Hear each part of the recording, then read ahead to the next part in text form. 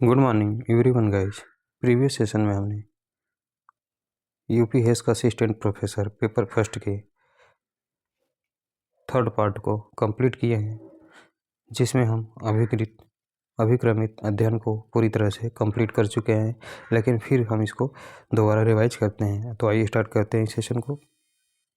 First point related to अभिक्रमित अध्ययन विधि। अभिक्रमित अध्ययन विधि को आधुनिक तथा प्रगतिशील शिक्षण विधि माना जाता है। यह विधि ठोस मनोवैज्ञानिक सिद्धांतों पर आधारित है, परंतु अभिक्रमित अध्ययन सामग्री को तैयार करने में अत्यंत श्रम, संसाधन और कौशल की जरूरत होना बहुत ही इसकी एक बड़ी सीमा होती है। नेक्स्ट पॉइंट, इस विधि को 3 प्रकारों में विभाजित किया जाता है, जो निम्नवत है।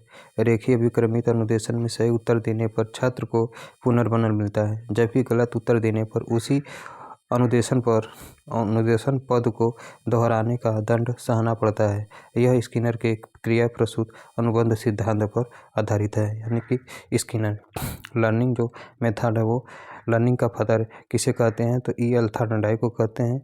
और लर्निंग मेथड जो है वो किसके द्वारा दिया गया था, तो ई एल थर्नडाइक ने दिया था। जबकि स्किनर ने कौन सा मेथड दिया है, तो क्रिया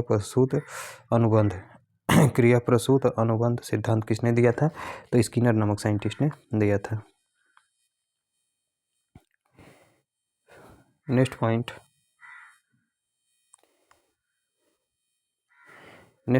अभिक्रमित अनुदेशन का दूसरा प्रकार साखी अभिक्रमित अनुदेशन है, जिसे वर्ष 1954 ईस्वी में नॉर्मन ए क्राउडर नामक वैज्ञानिकों ने प्रस्तुत किया था। यानी कि नॉर्मन ए क्राउडर नामक वैज्ञानिकों ने 1954 ईस्वी में अभिक्रमित अनुदेशन का दूसरा प्रकार, जिसे हम साखी अभिक्रमित अनुदेशन के नाम से जानते हैं, इसको विकसित किया था। इससे समस्त अनुक्रियाएं छात्र द्वारा नियंत्रित होती है, इसलिए इसे आंतरिक प्रोग्रामिंग भी कहा जाता है। नेक्स्ट पॉइंट, मैथमेटिक्स अभिक्रमित विकसित करने का श्रेय थॉमस एफ गिलबर्ट को जाता है। यानी मैथमेटिक्स अभिक्रम विकसित करने का श्रेय डॉक्टर एफ गिलबर्ट को जाता है। मैथमेटिक्स यूनानी शब्द मैथिन शब्द से बना है, जिसका अर्थ है सीखना। यह समूह के जटिल व्यवहार के विश्लेषण एवं पुनर्निर्माण हेतु व्यवस्थित प्रयोग है। नेक्स्ट मेथड है टोली शिक्षण विधि। अगला मेथड है टोली शिक्षण विधि। नेक्स्ट मेथड इज टोली शिक्षण विधि। नेक्स्ट मेथड है आपका टोली शिक्षण विधि। फर्स्ट पॉइंट रिलेटेड टू टोली शिक्षण विधि। टोली शिक्षण विधि को शिक्षण की एक आधुनिक विधि कहा जाता है। इस विधि के अनुसार 2 या 2 से अधिक शिक्षकों की टोली मिलकर किसी कक्षा को पढ़ाने की योजना बनाते हैं, उसे क्रियान्वित करते हैं तथा उसका मूल्यांकन करते हैं। नेक्स्ट पॉइंट, टोली शिक्षण विधि का सर्वप्रथम प्रयोग 1955 ईस्वी में अमेरिका के हार्वर्ड विश्वविद्यालय में किया गया था। यानी टोली शिक्षण विधि का सर्वप्रथम प्रयोग वर्ष 1955 ईस्वी में अमेरिका के हार्वर्ड विश्वविद्यालय में किया गया था।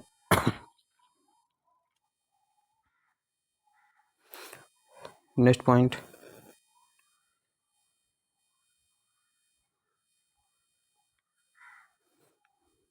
टोली शिक्षण विधि वह सक्रियात्मक तथा परस्पर सहयोगात्मक प्रकार की है, जिससे सभी शिक्षकों को अपनी रुचि व योग्यता के अनुसार शिक्षण का अवसर मिलता है तथा उनका व्यावसायिक विकास होता है एवं कक्षा नियंत्रण बनाने में सहायता मिलती है।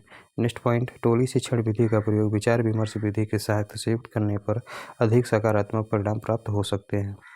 नेक्स्ट पॉइंट, निरीक्षित अध्ययन विधि। नेक्स्ट पॉइंट, निरीक्षित अध्ययन विधि। निरीक्षित अध्ययन विधि में विद्यार्थियों व शिक्षकों को निरीक्षण व निर्देशन में अपने अध्ययन मनन में रत रहना होता है। नेक्स्ट पॉइंट, निरीक्षित अध्ययन विधि को मॉरिसन ने प्रस्तुत किया था। यानी निरीक्षित अध्ययन विधि को मॉरिसन नामक साइंटिस्ट ने प्रस्तुत किया था। यह एक ऐसी विधि है जिसके अंतर्गत विद्यार्थी स्वयं अध्ययन करते हैं। नेक्स्ट पॉइंट,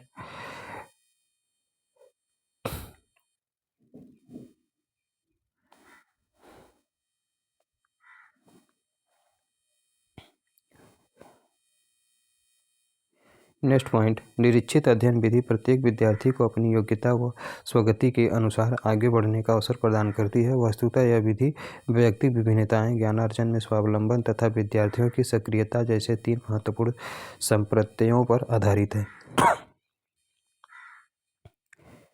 नेक्स्ट पॉइंट, इस विधि में छात्र एवं अध्यापक दोनों ही सक्रिय भूमिका निभाते हैं। शिक्षक छात्रों को किसी पूर्व निश्चित कार्य का आदेश देते हैं, छात्र उन कार्यों में लग जाते हैं, फिर शिक्षक उनके कार्यों या क्रियाओं का निरीक्षण करता है। यह विधि शैक्षिक रूप से पिछड़े वर्ग के छात्रों के लिए काफ़ी उपयोगी सिद्ध हुई है। टोली शिक्षण विधि। नेक्स्ट पॉइंट, निरीक्षित अध्ययन प्रविधि के निम्नांकित रूप प्रचलित है। यानी निरीक्षित अध्ययन प्रविधि के निम्नांकित रूप प्रचलित है, जिसके अंतर्गत आपका पहले नंबर पे सम्मेलन योजना आता है। पहले नंबर पे क्या आता है? तो पहले नंबर पे आपका सम्मेलन योजना आता है। पहले नंबर पर आपका सम्मेलन योजना आता है। इस योजना के अंतर्गत समय समय पर कुछ सम्मेलनों का आयोजन किया जाता है, जिसमें छात्रों की विभिन्न कठिनाइयों पर विचार विमर्श किया जाता है और उनका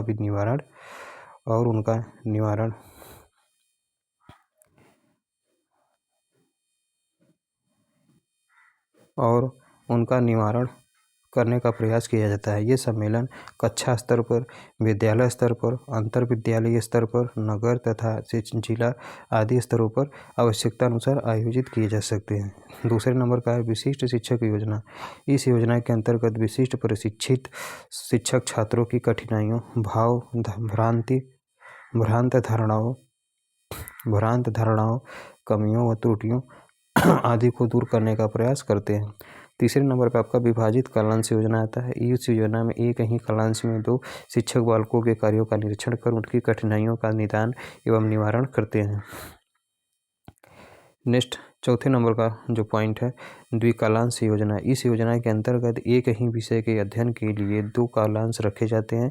प्रथम कालांश में छात्रों को निश्चित विषय के बारे में बताया जाता है और फिर उसके अध्ययन करने के आदेश दे दिए जाते हैं। दूसरे कालांश में शिक्षक अध्ययन करते हुए छात्रों की क्रियाओं का निरीक्षण करके कठिनाइयों के निदान के आधार पर निवारण तक पहुंचकर अपनी महत्वपूर्ण भूमिका निभाते हैं। नेक्स्ट पॉइंट, सामयिक योजना। 5वें नंबर का योजना है सामयिक योजना। इस योजना के अंतर्गत छात्रों को कुछ निश्चित कार्य करने के लिए समय निश्चित किया जाता है और छात्र उस निश्चित समय तक वह कार्य करते हैं। पहले ही निश्चित समय के पश्चात शिक्षक छात्रों की प्रगति का निरीक्षण करते हैं। इस प्रकार से आवश्यकता अनुसार साप्ताहिक, पाक्षिक अथवा मासिक निरीक्षण एवं निर्देशन का कार्य चलता रहता है। नेक्स्ट टेबल दिया है परीक्षा की दृष्टि से इम्पॉर्टेंट टेबल। अगला टेबल दिया है परीक्षा की दृष्टि से इम्पॉर्टेंट टेबल। शैक्षिक विकास में मूल्यांकन का अर्थ है ज्ञान क्षमता का मूल्यांकन।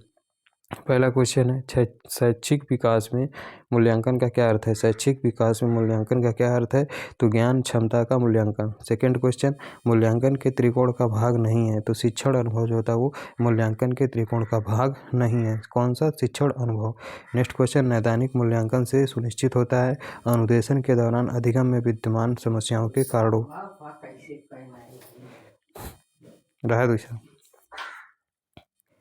अनुदेशन के दौरान अधिगम में विद्यमान समस्याओं के कारणों और उनका समाधान। नेक्स्ट क्वेश्चन, ज्ञान संबंधी योग्यता का उच्चतम स्तर है मूल्यांकन करना। यानी ज्ञान संबंधी योग्यता का उच्चतम स्तर है मूल्यांकन करना।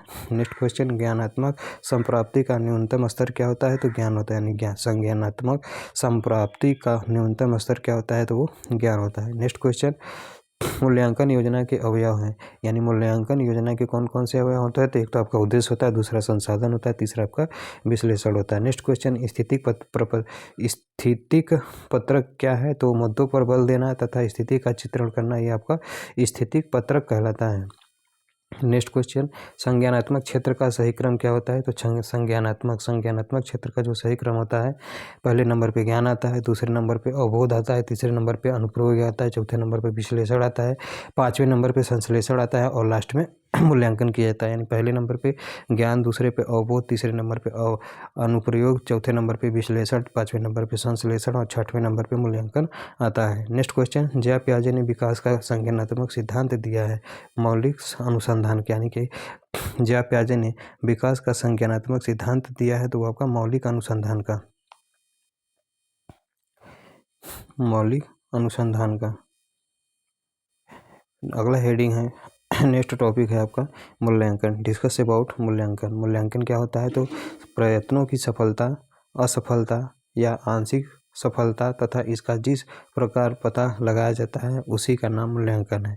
यानी प्रयत्नों की सफलता, असफलता या आंशिक सफलता तथा इसका जिस प्रकार पता लगाया जाता है उसी का नाम मूल्यांकन है। शिक्षण में पूर्व निर्धारित उद्देश्यों के लिए किए गए प्रयत्नों की सार्थकता का पता लगाना ही शिक्षण का मूल्यांकन है। नेक्स्ट पॉइंट, मूल्यांकन को प्रभावित करने वाले कारक। पहला मूल्यांकन को प्रभावित करने वाला कारक है मूल्यांकन के साधन, जिसमें आपका उपकरण और तकनीकी आता है। दूसरे नंबर पर शिक्षक का शारीरिक तथा मानसिक स्वास्थ्य आता है। तीसरे नंबर पर आपका शिक्षक का अनुभव आता है। चौथे नंबर पर शिक्षक का विषय वस्तु से संबंधित तथ्यात्मक तथा विश्लेषणात्मक ज्ञान, यानी शिक्षक का विषय वस्तु से संबंधित तथ्यात्मक तथा विश्लेषणात्मक ज्ञान। पाँचवें नंबर का जो प्रभावित करने वाला कारक क्या है तो विद्यार्थियों का शैक्षिक स्तर, योजना तथा क्षमता, यानी विद्यार्थियों का शैक्षिक स्तर, योजना तथा क्षमता, ये सभी जो होते हैं वो प्रभावित करने वाले कारक होते हैं। छठवां प्रभावित करने वाला कारक क्या होता है तो विद्यालयी तथा शैक्षिक परिस्थितियाँ। सातवें नंबर पर आपका विद्यालय प्रशासन का शिक्षक के प्रति दृष्टिकोण, यानी विद्यालय प्रशासन का शिक्षक के प्रति दृष्टिकोण। आठवां नंबर प्रभावित करने वाला कारक क्या है तो शिक्षण की सहायक सामग्री का उपलब्ध होना, शिक्षण की सहायक सामग्री का उपलब्ध होना। 9वें नंबर का पॉइंट है विद्यालय प्रशासन का मूल्यांकन के प्रति सहयोगात्मक दृष्टिकोण, यानी 9वें नंबर का जो प्रभावित करने वाला कारक होता है विद्यालय प्रशासन का मूल्यांकन के प्रति सहयोगात्मक दृष्टिकोण।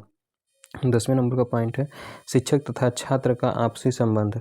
नेक्स्ट हेडिंग, शिक्षण को प्रभावित करने वाले कारक, यानी शिक्षण को प्रभावित करने वाले कारक कौन कौन से होते हैं तो शिक्षण को प्रभावित करने वाले कारक निम्नलिखित होते हैं। पहले नंबर पे अधिकतम अधिगम की प्राप्ति हेतु शिक्षण को प्रभावी बनाना आवश्यक हो जाता है। शिक्षण को प्रभावी बनाने के लिए कुछ कारकों का अनुपालन आवश्यक है। ये कारक इस प्रकार हैं।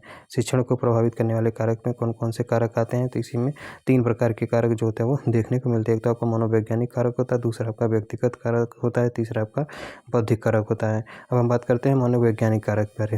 तो मनोवैज्ञानिक कारक क्या होता है तो पहले नंबर पर आपका आता है मनोवैज्ञानिक कारक। फर्स्ट पॉइंट रिलेटेड टू मनोवैज्ञानिक कारक। शिक्षक गतिविधि को सर्वाधिक प्रभावित करने वाले कारकों में मनोवैज्ञानिक कारकों का प्रमुख योगदान होता है। यानी कि शिक्षण गतिविधि को सर्वाधिक प्रभावित करने वाले कारकों में मनोवैज्ञानिक कारकों का प्रमुख योगदान होता है।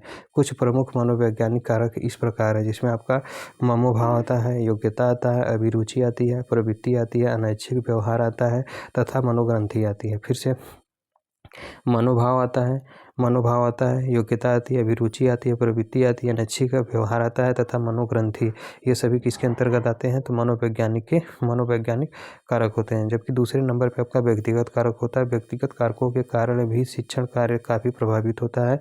कुछ प्रमुख व्यक्तिगत कारक इस प्रकार हैं। पहले नंबर पर आपका पारिवारिक परिस्थितियाँ होती हैं, दूसरे नंबर पर विद्यालयी परिस्थितियाँ होती हैं।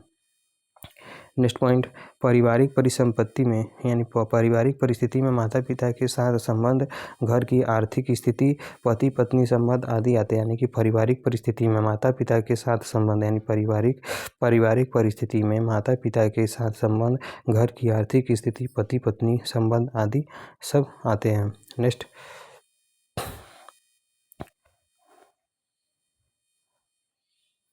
नेक्स्ट पॉइंट, विद्यालयी परिस्थिति में शिक्षक के शिक्षार्थियों के साथ संबंध, यानी विद्यालयी परिस्थिति में शिक्षक के शिक्षार्थियों के साथ संबंध, शिक्षक के सह शिक्षकों के साथ संबंध, शिक्षक के प्रबंधक के साथ संबंध आदि आते हैं। तीसरे नंबर का जो होता है आपका बौद्धिक कारक होता है, इसी का हम इंटेलेक्चुअल फैक्टर के नाम से जानते हैं। First point related to intellectual factors. बुद्धि का शिक्षण पर व्यापक प्रभाव होता है, यानी बुद्धि का शिक्षण पर व्यापक प्रभाव होता है। बौद्धिक स्तर का शिक्षण पर प्रत्यक्ष व गहरा प्रभाव पड़ता है। बौद्धिक दृष्टि से प्रखर शिक्षक का शिक्षण अधिक प्रभावी होता है। नेक्स्ट है प्रभावी शिक्षण हेतु उपयोगी तथ्य, यानी कि प्रभावी शिक्षण यानी इफेक्टिव टीचिंग के लिए जो उपयोगी तथ्य क्या क्या होता है तो फर्स्ट पॉइंट पे आपका अध्यापक किस प्रकार की परिस्थितियाँ प्रदान कर सकता है जो छात्र के चिंतन और व्यवहार में प्रभाव, लचीलापन, मौलिकता और खोजबीन की प्रवृत्ति को प्रोत्साहित कर सके। नीचे दी गई कुछ आवश्यक परिस्थितियां हैं जो छात्रों की सृजनशीलता को सबल दे सकती है। नेक्स्ट है, ऐसी अपसारी मुक्तोत्तर प्रश्न पूछे जाएं जिनका लक्ष्य विकल्पात्मक उत्तरों और नवीनता पर हो, न कि सही या गलत उत्तर पर। नेक्स्ट क्वेश्चन, अत्यधिक अनुशासन, पाठ्यपुस्तकों पर भरोसा, रटने पर दबाव अथवा गलत उत्तर देने पर छात्रों की आलोचना करने से उनकी सृजनात्मकता शक्ति ह्रासोन्मुख हो जाती है। नेक्स्ट पॉइंट, छात्रों के प्रयोग करने, नए विचार लाने, अन्वेषण करने, प्रकल्पना अथवा किसी विकट समस्या के संभावित समाधानों की कल्पना करने में बच्चों को प्रोत्साहित करना। नेक्स्ट पॉइंट, जांच करने की भावना का विकास, अनिश्चितता को सहना, अनुमान करने में सहायता देना आदि से चिंतन को एक निश्चित गति मिलती है। नेक्स्ट क्वेश्चन, सहयोगात्मक वातावरण का निर्माण करना तथा छात्रों के सृजनात्मक प्रयासों की सराहना करना, ये सभी भी इसी के अंतर्गत आता है। नेक्स्ट पॉइंट, अंतर विषयी प्रकृति वाली क्रियाओं का सुझाव देना या करने का अवसर देना। नेक्स्ट पॉइंट, कल्पना शक्ति को उद्दीप्त करने वाली शिक्षण सामग्रियों का उपयोग करना तथा समय से पूर्व मूल्यांकन करने से रोकना।